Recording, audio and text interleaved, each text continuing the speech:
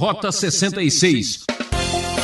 Essa expressão, filha de Belial, tem um sentido de mulher à toa, de mulher irresponsável. Por isso é que a tradução boa para esse termo é mulher vadia,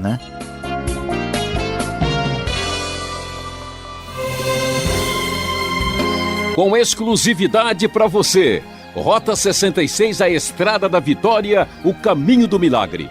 Eu sou Beltrão, trazendo mais um programa de estudo das Sagradas Escrituras.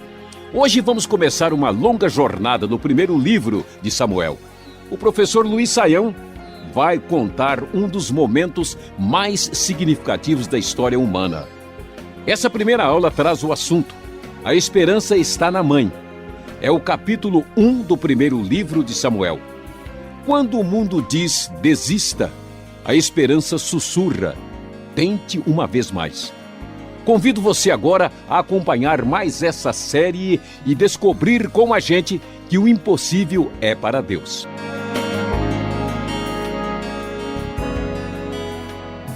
Hoje nós vamos iniciar os nossos estudos no livro de 1 Samuel. Vamos começar hoje falando sobre o primeiro capítulo desse livro histórico do Antigo Testamento. E o nosso tema será: a esperança está na mãe. A esperança está na mãe.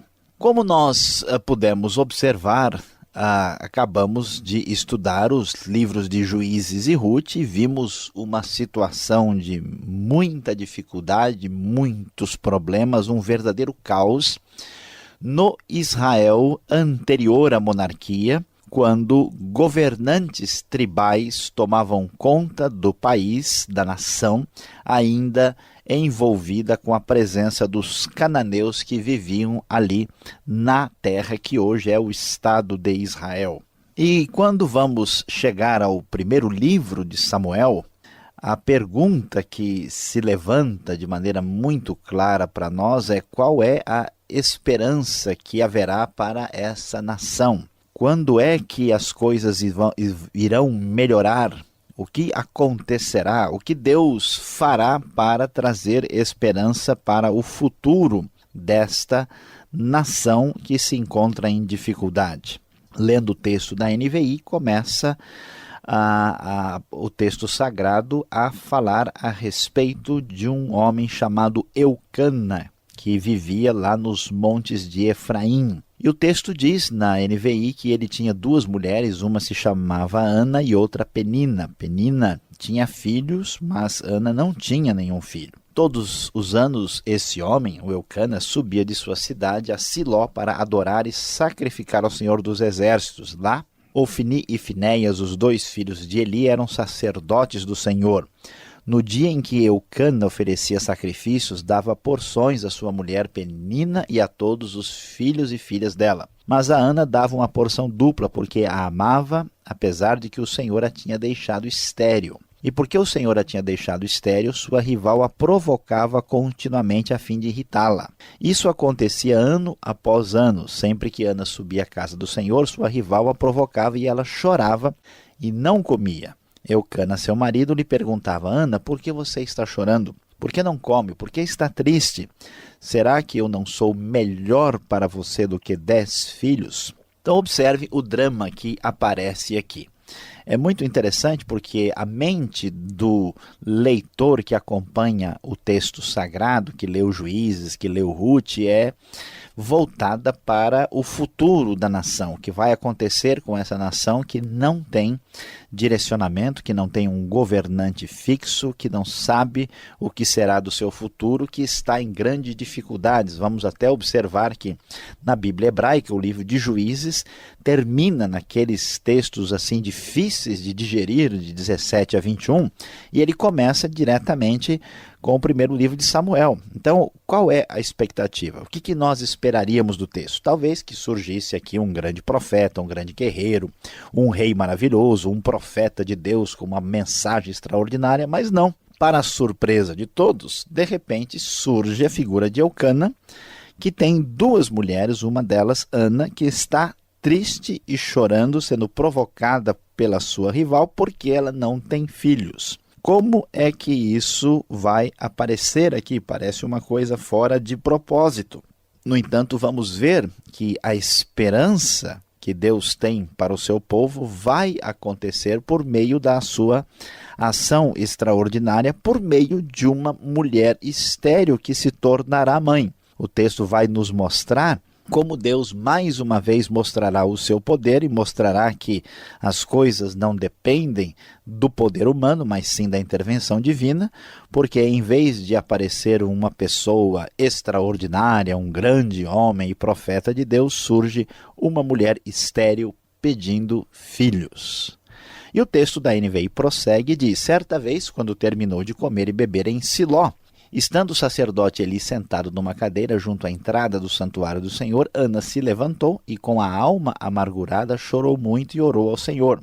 E fez um voto dizendo: ó Senhor dos exércitos, se tu deres atenção à humilhação de tua serva, te lembrares de mim e não te esqueceres de tua serva, mas lhe deres um filho, então eu o dedicarei ao Senhor por todos os dias de sua vida, e o seu cabelo e a sua barba nunca serão cortados. Vemos que Ana, no seu grande desespero, faz aí a promessa a Deus de dedicar Samuel ao seu futuro filhinho, como nós vemos no nome do próprio livro, como um nazireu dedicado ao Senhor. E enquanto ela continuava a orar diante do Senhor, ele observava a sua boca. Como Ana orava silenciosamente, seus lábios se mexiam, mas não se ouvia sua voz. Então ele pensou que ela estivesse embriagada. Ele disse: até quando você continuará embriagada? Abandone o vinho.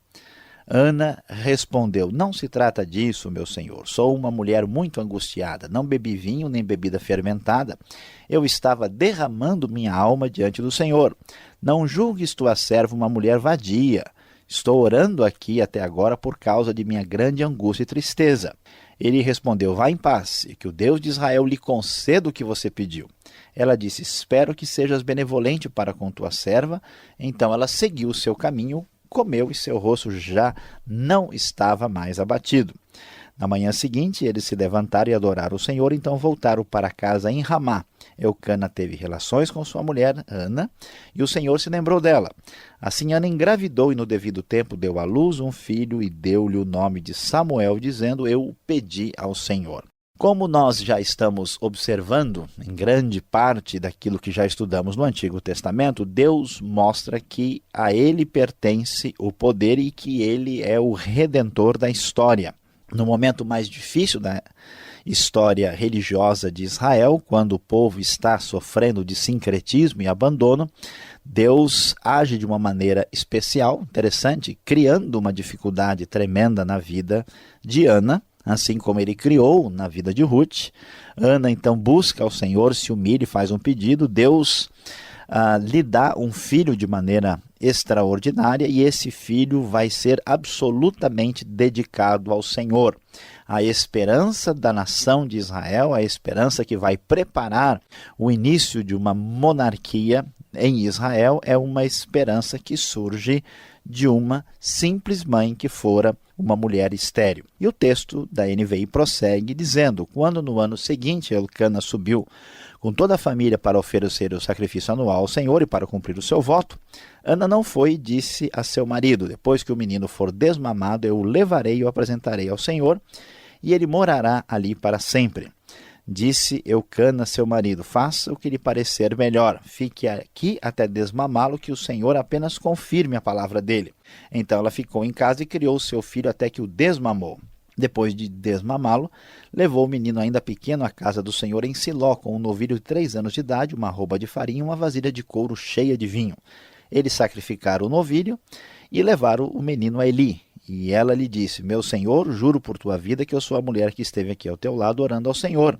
Era este menino que eu pedi, o Senhor concedeu meu pedido. Por isso agora eu o dedico ao Senhor, por toda a sua vida será dedicado ao Senhor. E ali adorou o Senhor.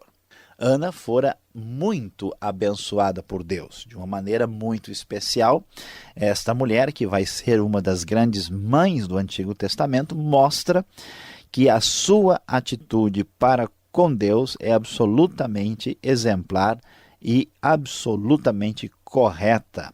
É interessante observar que as coisas aqui são muito especiais. Por exemplo, observamos que Ana, para cuidar do seu pequeno Samuel, decide não ir ao santuário numa determinada ocasião. O texto diz que eles estavam oferecendo o sacrifício anual, tinham que ir até Siló. Ana deu prioridade para o nenê pequeno, e isso de modo algum ofende a Deus. Quem não cuida da sua família não tem como ser um bom cristão dentro da comunidade da fé. E é interessante que Ana diz que não vai e fala com seu marido, e o seu marido a trata muito bem. Ele considera o seu pedido e não trata com uma atitude de desrespeito à sua própria mulher pela sua decisão. E ela, veja só, uma mulher estéril que espera por um filho, que ora por ele. Ana sabe que os nossos filhos pertencem a Deus. E é interessante que ao chegar o momento certo, depois de desmamado, fico imaginando o coração de mãe que deve ter sentido muito isso. Esta mulher vai e entrega o filho ao Senhor conforme havia prometido. Você pode imaginar Ana voltando, depois de ter deixado o pequeno Samuel, talvez com seus 4 anos de idade, lá no santuário de Siló. Então, o que vamos descobrir aqui é que Deus age de maneira especial e extraordinária na vida de pessoas comuns. A grande esperança para o futuro da nação está na figura de uma simples mãe. Isso não é extraordinário? Não é maravilhoso? Que Deus abençoe o nosso coração.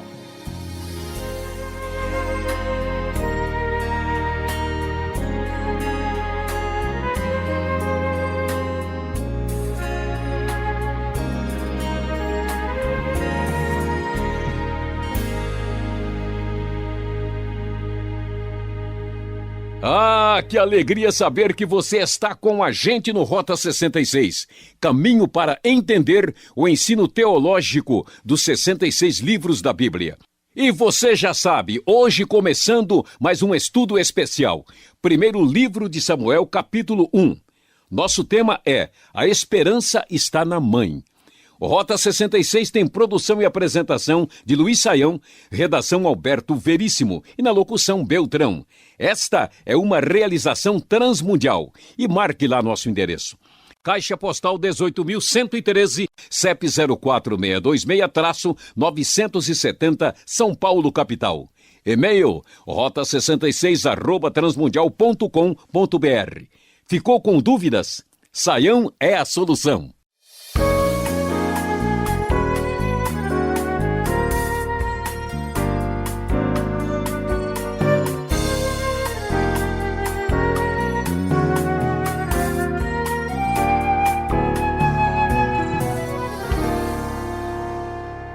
Começamos agora na segunda parte do programa e vamos com as perguntas ao professor Luiz Saião. A esperança está na mãe é o tema desse estudo de hoje no primeiro livro de Samuel. Professor Saião, quem é que escreveu este livro de Samuel? E ainda temos 2, o primeiro livro e o segundo livro. Foram assim montados? Pois é, pastor Alberto, nós não temos o nome do autor, não há nenhum registro, nada que nos permita saber, mas sabemos que os 2 livros faziam parte de uma unidade completa, né? Alguns estudiosos acreditam que o livro teria sido redigido aí já no período da monarquia, né? Porque o livro vai terminar já na época monárquica, e então aí na fase inicial da monarquia de Israel, mas não é seguro. O que é interessante observar também, que os livros de Samuel e de Reis, e também o próprio livro de Josué e Juiz, eles têm uma certa afinidade literária teológica com o livro de Deuteronômio. Por isso, alguns estudiosos chamaram essa maneira de contar a história de história deuteronomista.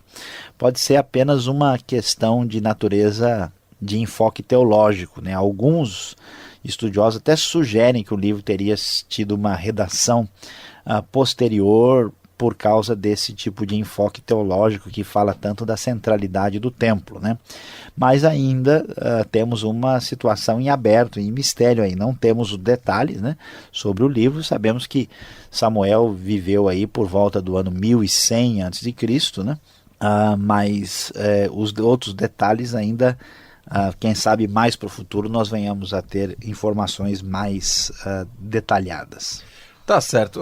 Você até menciona agora que há uma centralidade aí no culto, no templo, mas o primeiro capítulo menciona Siló como o lugar central de adoração. Que lugar é esse aí?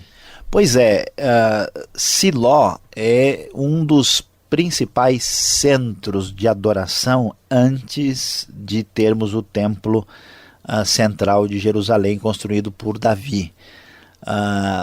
Siló acaba sendo, assim, nessa época aí pré-monárquica, o lugar mais importante onde acontecem as cerimônias principais, né, de adoração a Deus, as festas do povo de Israel.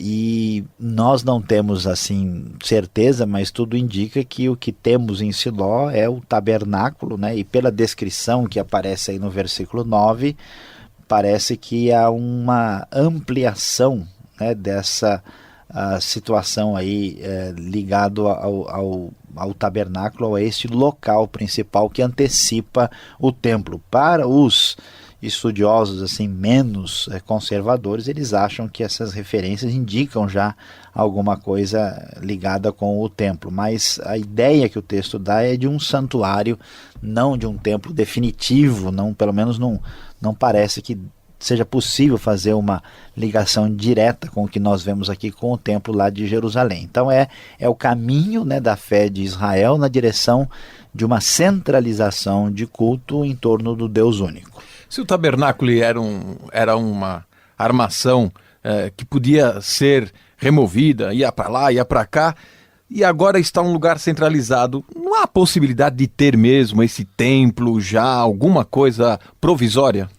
Pois é, o que alguns acham é que foi feita uma espécie de estrutura mais definida, né, em Siló, e que o tabernáculo foi encaixado, né, colocado ali nessa estrutura pré-templo, né, mas isso ainda não foi devidamente, por exemplo, confirmado pela arqueologia. A gente só tem o registro do texto e as nossas confabulações a respeito do assunto.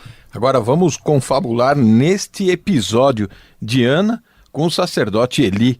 Como é que Eli achou que Ana pudesse estar bêbada na porta, ou lá no tabernáculo, ou lá no templo? E ela até usa um termo pesado, falando dela mesma. Olha, não julga sua serva como uma vadia, no verso 16, ou filha de Belial. Não sei qual que é o termo mais pesado aí, o filho de Belial, ou noutra versão mais atualizada aqui, vadia, né? Como é que fica? Olha, pastor Alberto, em primeiro lugar, a gente deve lembrar que Ana está desesperada, que ela está chorando, ela está emocionalmente abalada, né? E os judeus, quando fazem oração, sempre fazem oração em voz alta, né? Eles repetem as maneiras. O judeu hoje, ele sempre fala Baruch atah Adonai Eloheinu, nunca um judeu ora só com a mente, né? E Ana está fazendo uma espécie de oração silenciosa aqui, e certamente de maneira abalada. Então ele vê o comportamento dela também fora do padrão. E como os judeus bebiam vinho, né? Então ele imaginou, vai ver que essa exagerou, né? Tomou um copo a mais, né? E então jogou isso. Então imediatamente ela diz, não, olha, eu não sou uma filha de Belial, que é a tradução literal que não comunica nada, né? Alguém vai achar que Belial é uma referência muitas vezes feita até ao próprio demônio, né? Ou então achar que o pai dela chama Belial, mas não tem nada a ver. Essa expressão, né, filha de Belial, tem um sentido de mulher à toa, né, de mulher irresponsável. Por isso é que a tradução boa para esse termo é mulher vadia, né? Então ela diz, olha, eu não sou, né, uma mulher sem moral, sem caráter, que encheu a cara e entrou aqui sem saber o que está fazendo. Não, ela se defende, né, para evitar uma percepção incorreta da realidade, né? É isso que nós vamos encontrar aqui. Muito bem, agora esse texto que mostra Ana, Elcana, não favorece, e ainda a Penina, não favorece aqui a bigamia. Não é um negócio assim que já nos nossos tempos, aí chegando já na monarquia, não é um negócio que é meio pesado? Pois é, pastor Alberto, essa é uma questão que é levantada, né? A gente já falou aqui sobre poligamia e aqui nós temos um caso que aparece incomodar, porque nós temos o quê, né? O Elcana, que tem 2 mulheres e vai a família toda para o templo adorar o Senhor assim na boa, com as 2, né? E então parece uma coisa normal. Então a pergunta é, será que Deus, dependendo da circunstância, não favorece, não aceita, né, uma espécie de convivência permitida, né, pacífica, bígama ou polígama? À primeira vista, a gente olha, parece que sim, mas observe só que coisa interessante. Em primeiro lugar, veja que Deus estabeleceu um homem e uma mulher, né? Como eu já disse e volto a repetir, Deus não criou Adão e Evas, nem Eva e Adões, né? Então é Adão e Eva, é um homem e uma mulher. Deus tolerou, né, porque a sociedade já se encontrava nessa situação, Deus tolerou a poligamia e até a bigamia, em função como é que ela funcionava no Antigo Testamento, mas nunca foi plano de Deus. E o que existe, na verdade, aqui é uma crítica velada. Por quê? Porque observem que o relacionamento não está bom, né? Porque, na verdade, o texto diz que Elcana gosta de Ana. Então, quer dizer, por mais que o sujeito seja bígamo ou polígamo, ele vai ter preferência. E ele gosta de Ana, mas, no entanto, a Penina está numa situação favorecedora porque ela é socialmente mais desejável, porque ela tem filhos. E o que acontece, no caminho para o templo, vamos assim dizer, o pau quebra, né? Porque a Penina, sabendo que ela é secundária, né, no relacionamento, que Elcana gosta mais de Ana, ela começa a fustigar. Né? O texto chama de rival, né? De rival, quer dizer, o pau quebra. Então o que está por trás aqui? Está dizendo o seguinte, está vendo como esse negócio não funciona?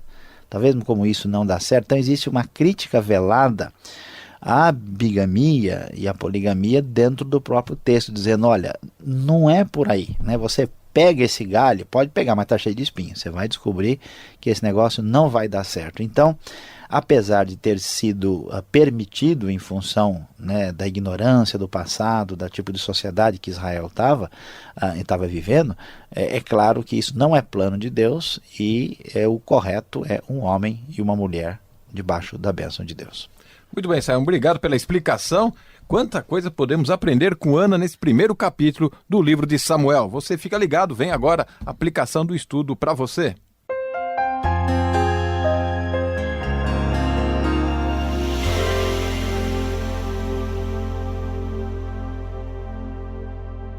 Hoje aqui no Rota 66 nós começamos a estudar o primeiro livro de Samuel e você acompanhou conosco aqui a nossa abordagem ao primeiro capítulo quando falamos sobre o tema A Esperança Está na Mãe. Avaliamos o texto aqui na Nova Versão Internacional da Bíblia e chegamos à grande lição do dia de hoje.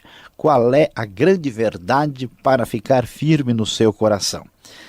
A grande bênção vem de coisas simples. Vamos ver qual é o cenário aqui novamente.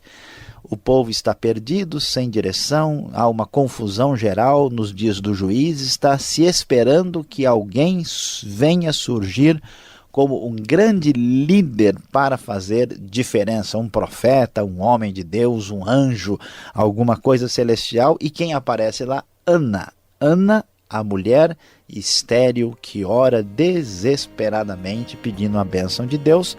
E é através dessa mãe abençoada é que nasce Samuel, o último juiz, o homem sábio que faz a transição para a monarquia. Veja só, de uma moça estéril, casada, simples, que se torna mãe, vem a grande bênção.